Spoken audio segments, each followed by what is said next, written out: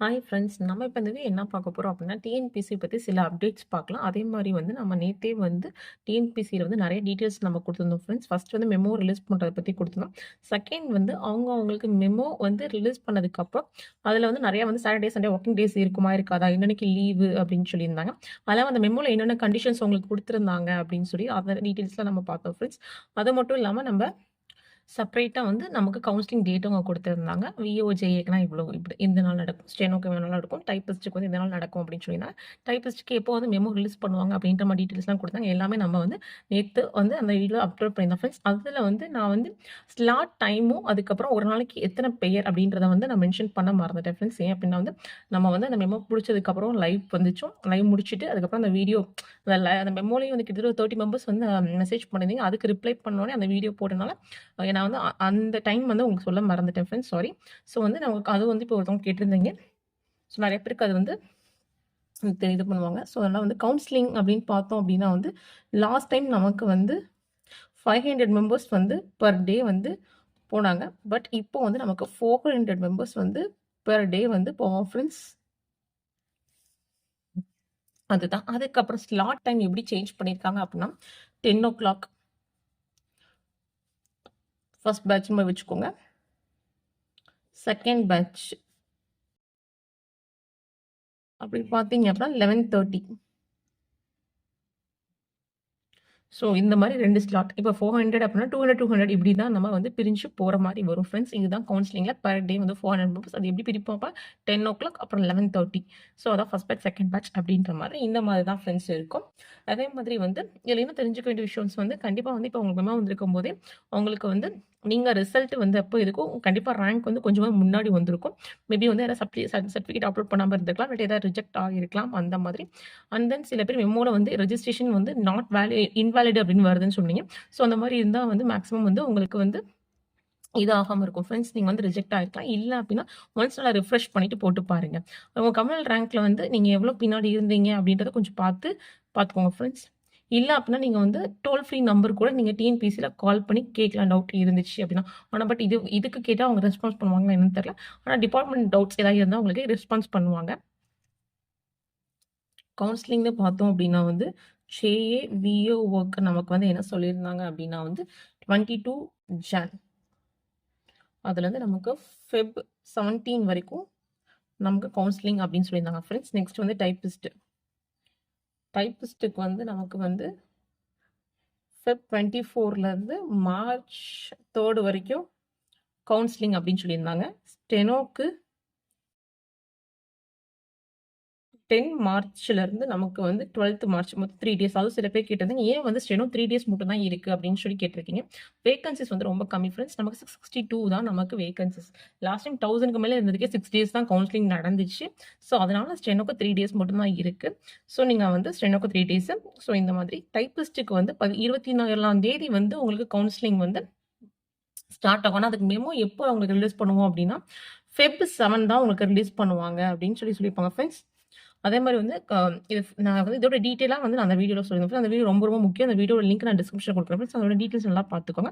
அப்புறம் இதுல வந்து நமக்கு வந்து கவுன்சிலிங்ல நான் வந்து சொன்னேன், சிவில குடுத்த எல்லா சர்டிஃபிகேட்ஸுமே நீங்க வந்து எடுத்துட்டு போணும்னு சொல்லி நான் சொன்னேன். பட் இருந்தாலும் சர்டிஃபிகேட்ஸ் வந்து என்னென்னு சொல்லி சில பேர் கேட்டிருந்தீங்க.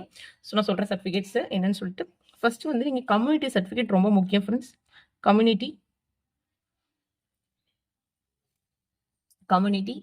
அதுக்கப்புறம் 10th அண்ட் தென் 12th அப்புறம் காலேஜ் நீங்க வந்து ப்ரொவிஷனல் குடுத்துருப்பீங்க பார்த்தீங்களா?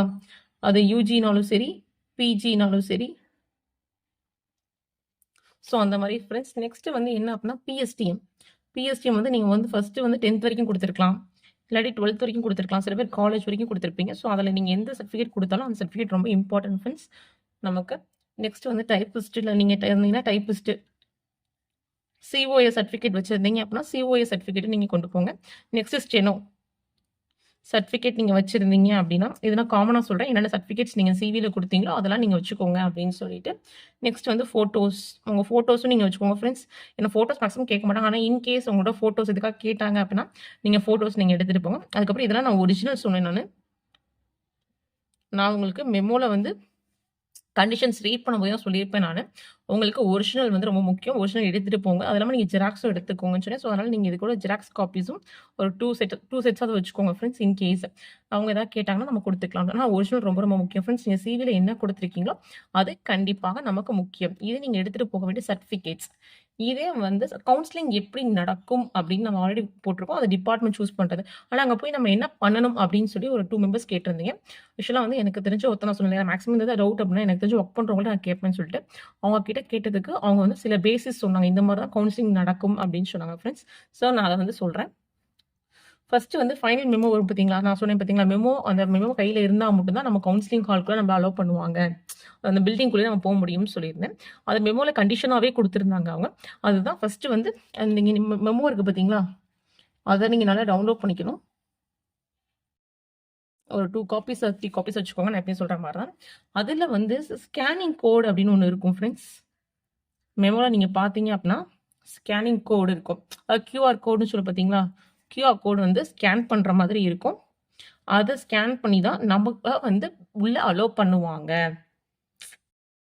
ஃபர்ஸ்ட்டு நீங்க போனோனே, ஃபர்ஸ்ட்டு ஸ்கேன் பண்ணுவாங்க. ஸ்கேன் பண்ணிட்டு, உங்களுக்கு இது கரெக்ட்டா எலிஜிபிள் இருந்தா மட்டும் தான் நீங்க வந்து மெயின் பில்டிங்க்கே போவீங்க நீங்க.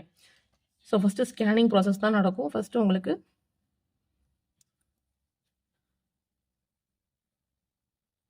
Scanning process. அதுக்கப்புறம் தான் நீங்க மெயின் பில்டிங் போவீங்க.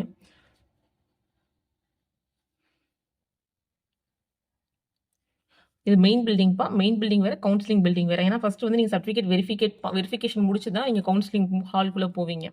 ஸோ இது மெயின் பில்டிங். மெயின் பில்டிங்ல உங்களுக்கு எங்க நடக்கும்னா, சர்டிஃபிகேட் வெரிஃபிகேஷன் நடக்கும். நீங்க கொண்டு போனீங்க பார்த்தீங்களா, சர்டிஃபிகேட்ஸ்லாம் இருக்கு பார்த்தீங்களா, இதெல்லாம் வந்து ஒரிஜினலா உங்களோடதா அப்படின்றதுக்கு.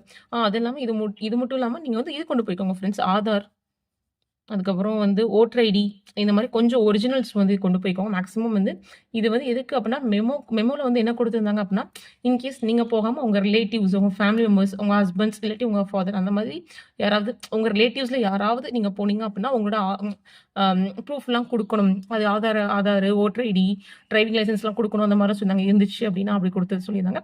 பட் ஏதோ இன்கேஸ் நீங்க வந்து பெர்சனலா நீங்களே போனாலும் வச்சுக்கோங்க. கேட்க மாட்டாங்க. பட் இருந்தாலும் சப்போஸ் ஏதாவது ஒண்ணு கேட்டு சப்போஸ் இல்ல அப்டின்னா நமக்கு பதட்டமாகும். ஸோ, அதனால மேக்ஸிமம் நீங்க ஒரிஜினல் வந்து எல்லாமே எடுத்துட்டு போங்க. ஆனா ஒரிஜினல் கொண்டு போனாலும் கொஞ்சம் ஒரிஜினல்ஸ்லாம் சேஃபா வச்சுக்கோங்க ஃப்ரெண்ட்ஸ். ஏன்னா மிஸ் பண்ணிறாதீங்க எதுவுமே. மேக்ஸிமம் நீங்க வந்து ஒரிஜினல்ஸ்லாம் நல்லா சேஃபா வச்சுக்கோங்க. ஏன்னா மேக்ஸிமம் வந்து எல்லாமே டிராவல் பண்ணி போற மாரி இருக்கும். சென்னையில இருக்கவங்க மட்டுமே சென்னையில கவுன்சிலிங் வரமாட்டோம் நம்ம. ஸோ வந்து டிராவல்ல போகும்போது நீங்க சர்டிஃபிகேட்ஸ்லாம் கொஞ்சம் நல்லா பத்திரமா வச்சுக்கோங்க. அதே மாரி அங்கேயுமே நீங்க பதட்டப்படாதீங்க. எல்லாத்தையும் ஒழுங்கா வச்சுக்கோங்க. கரெக்ட்டா இருக்கும். ஸோ அதான் இந்த சர்டிஃபிகேட்ஸ். சாரி ஃப்ரெண்ட்ஸ் அத நான் சொல்ல மறந்துட்டேன். ஏப்பா இன்கேஸ் கேட்பாங்க. அதாவது கேட்டால் என்ன பண்றது? இன்கேஸ் அப்படின்றதுக்காக. மேக்ஸிமம் ஏதாவது கேட்டு இல்ல அப்படின்னா, நமக்கு நெறைய பேருக்கு வந்து கொஞ்சம் டென்ஸ் ஆயிரும். ஏதாவது கேட்டுட்டு இல்ல அப்படின்னு சொன்னா. ஸோ ஓகே மெயின் பில்டிங்ல நம்ம போவோம். ஸோ அங்க வந்து என்ன பண்ணியிருப்பாங்க அப்படின்னா, ஒரு 20 டேபிள்ஸ்ன்னு வச்சுக்கோங்க. டேபிள் போட்டிருப்பாங்க. ஸோ அதில எல்லாத்துலயுமே வந்து உங்களுக்கு வந்து சேர் போட்டிருப்பாங்க. இப்போ வந்து 20 டேபிள்னா, ஒரு டேபிளுக்கு வந்து 10 மெம்பர்ஸ்ன்னு வச்சுக்கோங்க. 10 மெம்பர்ஸ் அப்படின்னா வந்து ஒவ்வொரு ரோக்கும் ஸ்டாஃப்ஸ் இருப்பாங்க. ஸ்டாஃப்ஸ் வந்து அந்த ஸ்டாஃப்ஸ் தான் வந்து உங்க டேபிள் நம்பர் சொல்லியிருப்பாங்க தெரியுமா? உங்க இதுல வந்து இந்த பெஞ்ச் நம்பர், டேபிள் நம்பர் நீங்க வந்து இதுல இருப்பீங்க தெரியுமா? உங்களோட மெமோல இருக்கும். ஸோ அதுதான் இது. ஸோ அந்த மாதிரி உங்களுக்கு இருக்கிறனால, அந்த டேபிள் நம்பர்ல தான் வந்து நீங்க வந்து சர்டிஃபிகேட் வெரிஃபிகேஷன் நடக்கும். சர்டிஃபிகேட் வெரிஃபிகேஷன் நடக்கும் ஃப்ரெண்ட்ஸ் உங்களுக்கு. இந்த மாரி தான் நடக்கும். ஃபர்ஸ்ட் வந்து நீங்க ஸ்கேன் பண்ணி உள்ள போவீங்க. உள்ள போயிட்டு உங்க சர்டிஃபிகேட் வெரிஃபிகேஷன் நடக்கும். இது வந்து உங்க ரேங்க் வைஸ் நடக்குமா அப்டின்னா கிடையாது. அந்த டேபிள்ல நீங்க அந்த 10 சேர்ல நீங்க எங்க போய் உட்கார்ந்திருக்கீங்களோ அத பொறுத்து உங்களுக்கு நடக்கும். நான் அப்ப கேட்டேன் அவங்க கிட்ட. ஆனா அவங்க வந்து அப்படிதான் சொன்னாங்க அவங்க. ஆனா இது முடிச்சதுக்கு அப்புறம் நீங்க என்ன பண்ணுவீங்க அப்டின்னா கவுன்சிலிங் போவீங்க. Counselling hall.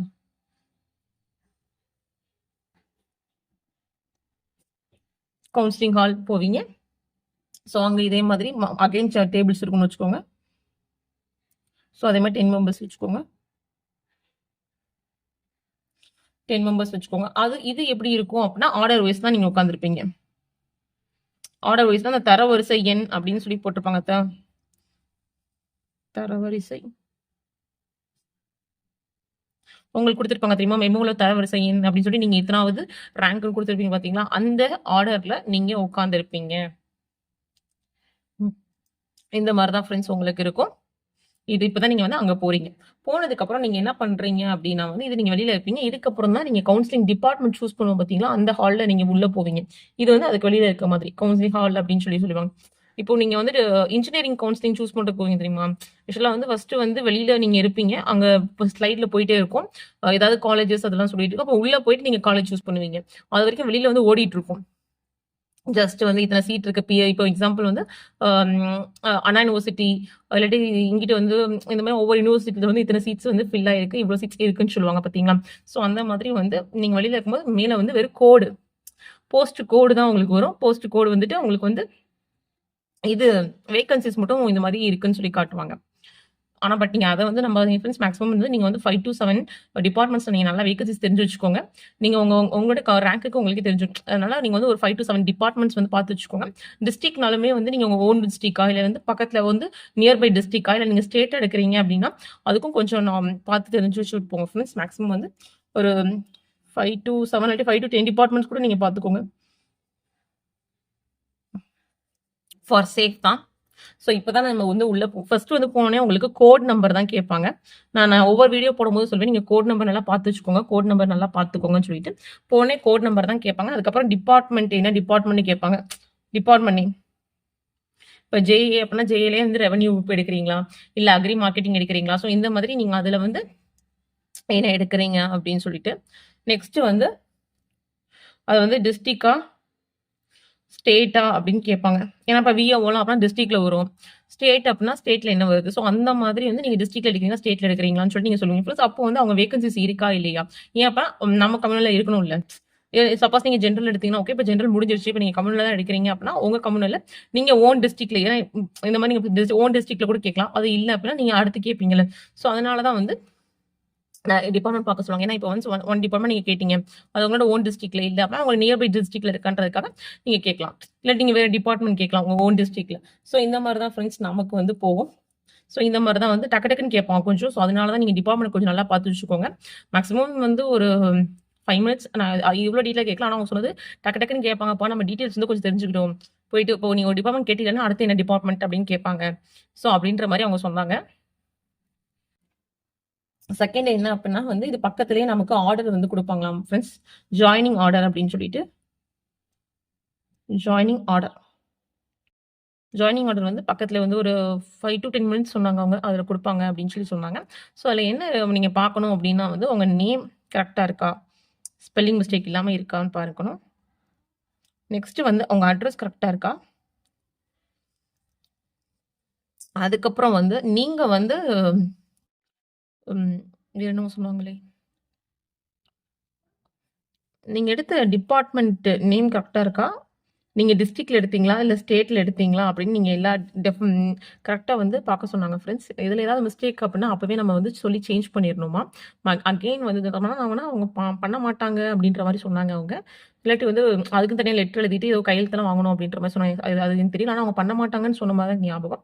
ஸோ மேக்ஸிமம் நீங்க வந்து ஒன்ஸ் வந்து பார்த்துட்டீங்க அப்படின்னா, அதுல உங்க ஸ்பெல்லிங் கரெக்ட்டா இருக்கா? உங்க அட்ரஸ் கரெக்ட்டா இருக்கா? டிபார்ட்மெண்ட் நீங்க எடுத்து சூஸ் டிபார்ட்மெண்ட் தான் இருக்கா? நீங்க எடுத்த டிஸ்ட்ரிக்ட் தான் இருக்கா? அப்படின்னு கொஞ்சம் கிளியரா பார்த்துருங்க ஃப்ரெண்ட்ஸ். இதுதான் வந்து அவங்க சொன்னது. இப்படி தான் வந்து கவுன்சிலிங் நடக்கும். ஆக்சுவலா நேத்து ஒருத்தவங்க கேட்டிருந்தாங்க. கவுன்சிலிங் வந்து நீங்க டிபார்ட்மெண்ட் சொல்லிட்டீங்க.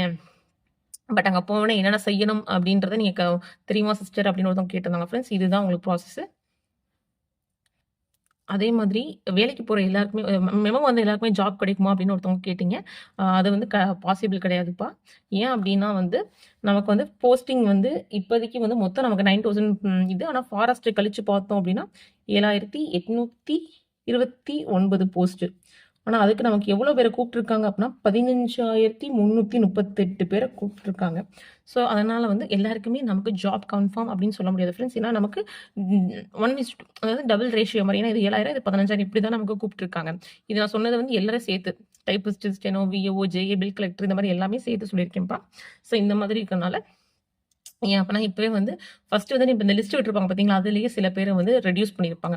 ஏன்னா 1:1.6 வந்து 1:1.5ன்னு ரெடியூஸ் பண்ணியிருக்காங்க. 0.5 வந்து ரெடியூஸ் பண்ணியிருக்காங்க. அதுக்கப்புறம் மெமோ விட்டாங்க பார்த்தீங்களா? அதில சில பேரை வந்து நம்ம ரிஜெக்ட் பண்ணியிருப்பாங்க அவங்க. கொஞ்சம் குறைச்சிருப்பாங்க. அதுக்கப்புறம் கவுன்சிலிங்ல வந்து இப்போ நீங்க வந்து 14th டே இருக்கீங்க அப்படின்னா, மேபி உங்க கம்யூனில 12th டே முடிஞ்சிச்சு அப்படின்னா உங்களுக்கு 14th டேங்கும்போது உங்களுக்கு ஜாப் இருக்குது. அந்த மாதிரி தான் ஃப்ரெண்ட்ஸ் நமக்கு. ஸோ கண்டிப்பா வந்து அவங்க மெமோ அதனால அவங்க மென்ஷன் பண்ணிடுவாங்க மெமோலயே. கூப்பிட்ட எல்லாருமே ஜாப் கொடுக்க மாட்டோம். அதை நான் கிளியரா ஸ்டேட் பண்ணியிருப்பேன். அதனால தான் சொல்றேன். நீங்க லாஸ்ட் இன்ஃபர்மேஷன் லாஸ்ட் வீடியோ நான் ரொம்ப டீட்டெயிலா சொல்லியிருப்பேன். ஸோ அத கொஞ்சம் பாருங்க ஃப்ரெண்ட்ஸ். பார்த்துட்டு டவுட் கேளுங்க. ஏன்னா வந்து எல்லாருமே டவுட்ஸ் கேட்குறீங்க. எனக்கு ஓகே தான். கண்டிப்பா நான் ரிப்ளை பண்ணுவேன். சில நேரத்துல மட்டும் கொஞ்சம் டைம் ஆகும் ஃப்ரெண்ட்ஸ். கொஞ்சம் கோச்சுக்காதீங்க. பட் இருந்தாலுமே வந்து டீட்டெயில்ஸ் வீடியோ சொல்றதே வந்து கேட்காம நெறைய பேர் அதே கொஸ்டின் நீங்க வந்து கேட்குறீங்க. அதுக்கப்புறம் நான் ஆல்ரெடி வந்து என்னன்னைக்கு லீவு அப்படின்றதெல்லாம் சொல்லிட்டேன் ஃப்ரெண்ட்ஸ். ஏன்னா அவங்களே சொல்லிட்டாங்க 6, 7லாம் லீவுன்னு சொல்லியிருப்பாங்க. ஏன்னா 8 வந்து நமக்கு குரூப் 2A மெயின்ஸ் எக்ஸாம் இருக்கு. அதனால 6, 7 அவங்களே லீவுன்னு சொல்லிட்டாங்க. அண்ட் தென் நமக்கு வந்து 18 to 21 வந்து அவங்க வந்து நமக்கு லீவுன்னு சொல்லிட்டாங்க. 21 வந்து நமக்கு வந்து 21 வந்து ஃப்ரைடே. ஆமா 21. 22 வந்து சாட்டர்டே. அநேகமா 22 சாட்டர்டே வந்து லீவா தான் இருக்கும். 23 வந்து நமக்கு குரூப் 2A மெயின்ஸ் எக்ஸாம். அன்னைக்கு நம்ம சண்டே. ஸோ அந்த மாதிரி இருக்கனால அன்னைக்கு சாட்டர்டே நான் வந்து கண்டிப்பா லீவா தான் இருக்கும் அப்படின்றது என்னோட ஒப்பீனியன். அதுக்கப்புறம் வந்து 7th மார்ச் அதுக்கு லீவுன்னு சொல்லிட்டாங்க. அதே மாதிரி நிறைய பேர் வந்து எனக்கு Feb 12 வந்திருக்கு. அன்னைக்கு வந்து எனக்கு வந்து ஜாப் கிடைக்குமா அப்படின்னு நீங்க சும்மா கேட்குறீங்க. எனக்கு Feb 7 வந்திருக்கு. Feb 6 இந்த மாதிரி இதில் 6, 7லாம் லீவ். நான் சொல்றேன் நீங்க ஒரு பர்டிகுலர் டேட்டுக்கு மென்ஷன் பண்ணி எனக்கு அன்னைக்கு கவுன்சிலிங் வந்திருக்கு. எனக்கு மார்னிங் எனக்கு வந்து ஜாப் கிடைக்குமா அப்படின்னு கேட்குறீங்க. அப்படி சொல்றது ரொம்ப ரொம்ப கஷ்டம் ஃப்ரெண்ட்ஸ். நீங்க வந்து அந்த டேட் வந்திருக்கீங்க ஓகே. நீங்க என்ன சொல்றீங்க. பட் இருந்தாலும் நீங்க வந்து என்ன கம்யூனல், அதுக்கப்புறம் நீங்க என்ன கம்யூனல் ரேங்க் தெரிஞ்சா தான் எனக்கு சொல்ல முடியும். அப்புறம் நீங்க எவ்வளோ பிகைன்ட்ல இருக்கீங்க அப்படின்னா தான் ஒரு ஹோப்பாவது நான் சொல்ல முடியும். இப்ப நீங்க கம்யூனல் ரேங்க் உள்ள இருக்கீங்களா? இல்ல கம்யூனல் ரேங்க்ல இருந்து 100 ரேங்க் தள்ளி இருக்கீங்களா? ஸோ அந்த மாதிரி இருந்தா தான் நான் வந்து ஹோப்பாவது சொல்ல முடியும். ஓகே அப்படின்னு சொல்லிட்டு. ஏன்னா நீங்க வந்து அந்த டே கவுன்சிலிங் போறீங்க அப்படின்னா, அந்த டேல வந்து அப்படி டே வச்சு சொல்ல முடியாது ஃப்ரெண்ட்ஸ். அதனால தான் நான் போன வீடியோலயே சொன்னேன். ஆனா அகைன் நீங்க அதுதான் என்ன கேட்குறீங்க. அதுக்கப்புறம் வந்து பிடபிள்யூ ஃப்ரெண்ட்ஸும், டிடபிள்யூ சிஸ்டர்ஸும் நீங்க நெறைய பேர் டவுட்ஸ் கேட்குறீங்க ஃப்ரெண்ட்ஸ். ஸோ அதுக்கு வந்து நான் வந்து என்னோட இன்ஸ்டாகிராம் வந்து லிங்க் குடுக்குறேன். அதுல நீங்க வந்து உங்க ரிசல்ட் வந்திருக்கும் பார்த்தீங்களா? ரிசல்ட் இருக்கும்போது நீங்க வந்து டவுன்லோட் பண்ணிருப்பீங்க பார்த்தீங்களா?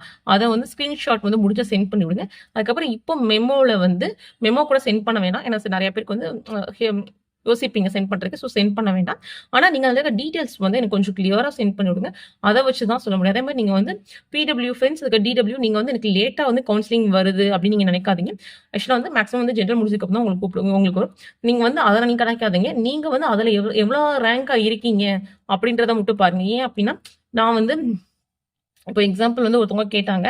நான் வந்து ஃபெப் 14 ஆமா ஃபெப் 14 ஃபெப் 14 நினைக்கிறேன். ஃபெப் 14, 15 தெரியல. நான் அப்பதான் வரேன். ஸோ அப்படிங்கும்போது எத்தனாவது டே கவுன்சிலிங் வரும்? ஸோ அந்த மாதிரி இருக்கும்போது எனக்கு ஜாப் கிடைக்குமா அப்படின்னு நீங்க சொல்றீங்க.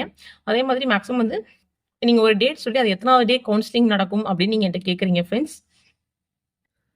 ஸோ இப்போ நமக்கு வந்து ஃபெப் 22 வெட்னஸ்டே அவங்க ஆரம்பிக்கிறாங்க. சாரி ஜனவரி 22 வெட்னஸ்டே ஆரம்பிக்கிறாங்க நமக்கு வந்து கவுன்சிலிங். ஸோ அன்னையிலேருந்து நமக்கு 25th வந்து ஒர்க்கிங் டே தான் அன்னைக்கு கவுன்சிலிங் இருக்கு.